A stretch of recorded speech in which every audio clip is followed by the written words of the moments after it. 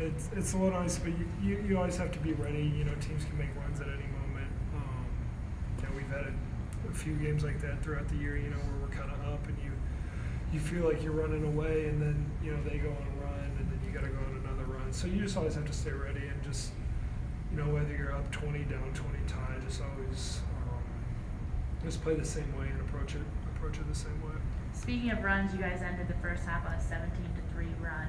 What was the difference in that final stretch of the first half? Yeah, I think we just kind of, you know, we did a good job of giving the ball to Z, letting him work and do what he needs to do. But more than anything, I'd say it was our defense. You know, early in the first half, they were, you know, hitting shots. Our rotations weren't great. And we kind of started to clamp down on that. Like I think in the last 8 minutes of the game, last 8 minutes of the first half, they only scored 8 points. Obviously, altogether, the first half they had like 38. I want to say. So more than anything, just that defensive end, be able to stop them from getting what they want. Yesterday was Mason, Ethan, and David. They kind of stepped up. Today was you, Brandon, and Braden. What is that confidence for you guys, knowing that on any given day, you know, you might get these kind of performances from guys that you might not expect it every day? Yeah, obviously, you know, I think we have a lot of great players, a lot of great talent. And kind of like you said, you know, it varies day to day, but you got to approach each day, each game the same way, and just be ready. How do you defend Zach one-on-one? You do it in practice. It's not an easy task. Obviously, Ohio State limited with bigs, and you knew that we were going to feast in that aspect today. Yeah, I mean, I think the short answer is you can't really. You know, and so that's why, you know, we trust them so much to make the right play if they do go one-on-one. We trust them to score if they double. I mean, sometimes even then he'll score and get the bucket, but if they double, we trust them to pass out, make the right read. How much have you improved, kind of just knowing when to cut to the rim, knowing how to do it, and making yourself available when Zach is getting double teamed like that? Yeah, that's something we work on a lot in practice. Kind of like our post action. So, you know, when you're doing it every day, doing those reps, I think it definitely helps a lot just to get comfortable with it, know when to do it, and how to get the right reads. What's the message to the team going into the game tomorrow, regardless of who the opponent may be? Yeah, I think we just got to keep staying ready, keep playing our game, and you know, kind of take what we've done these past 2 games, keep the good things that we've done, and then you know, work on the bad things and get ready.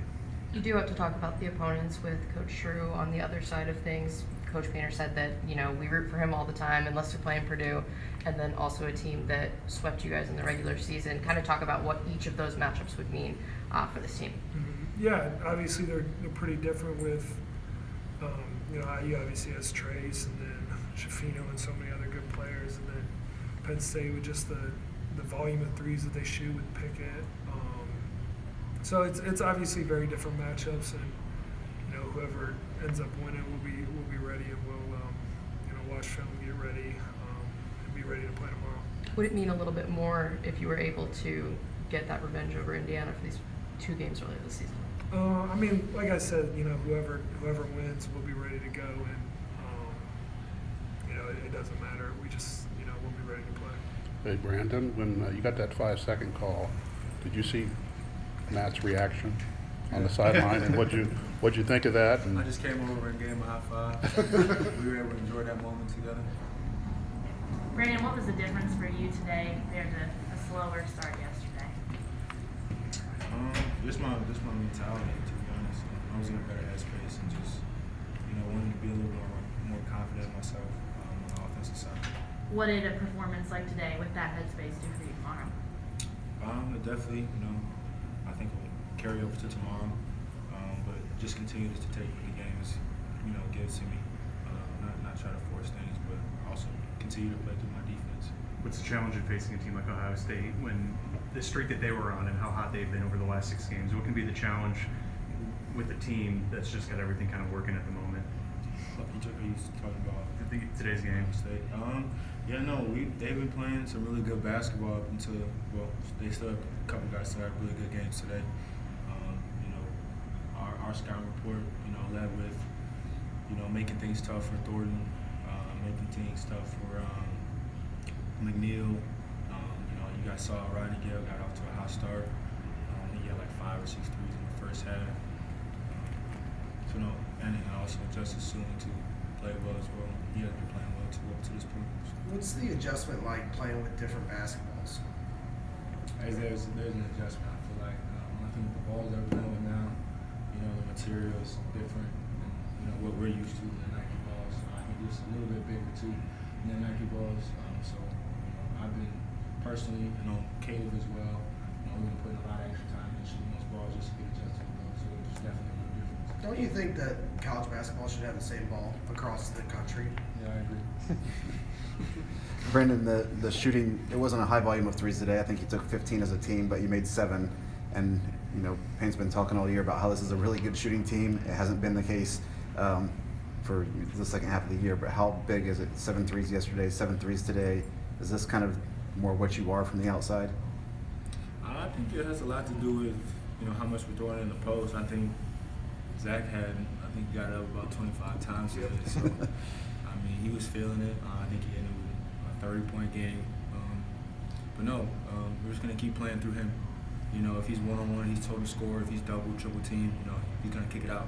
So it could go either way with how many threes we get up a game.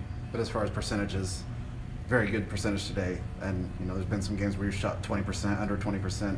Do you feel like we're this good of a shooting team like we've shown, the past couple of days? Yeah, I think, we've gotten adjusted to the new ball we're using, first and foremost. And, like you said, we didn't shoot that many threes today, but we made the ones we got. And they were good looks, thanks to, our post guys, getting good passes out of the post to us. Just another shot at a Big Ten tournament championship. Last year against Iowa, it fell short, but how important is that as a tournament championship to you guys? Yeah, no, I don't think any other returners, forgot, that feeling we felt at Wisconsin during the regular season, and like you mentioned, against Iowa, just coming up so short, a play or two, or even a game difference, during the regular season. We haven't forgot about, what last year taught us as returners, and we're keeping that at the forefront, throughout this whole season, even this weekend. We're happy to be back in the position we are now playing tomorrow. What's the mindset tomorrow? You're either going to have Pickett to guard, Hood Schifino, Trace Jackson Davis. You'll know in a couple hours. What's the mindset for? Just make everything tough. Make them work for everything they get. Obviously, they're both really good players. Just got to make every look they get, tough. No open looks. Try to not let them get their head up early. As we know, it could be a long night. If we allow them to get easy looks early. It's crazy to think that since the tournament began in '98, that you got this. IU and Purdue only played once in the conference tournament, and was that very first year. Is it crazy to think that it's just never happened since then, organically? I actually didn't know that. I guess just the way it's worked up until now. But that's a good fact. I didn't know that. What about this team has shown you from the last 2 days that you guys are capable of taking home the championship tomorrow? Just that, whatever we set our mind to, we can pretty much do. If all 5 guys out there on the floor are on the same page, are playing together, playing for each other, sharing the basketball and defending, communicating, rebounding,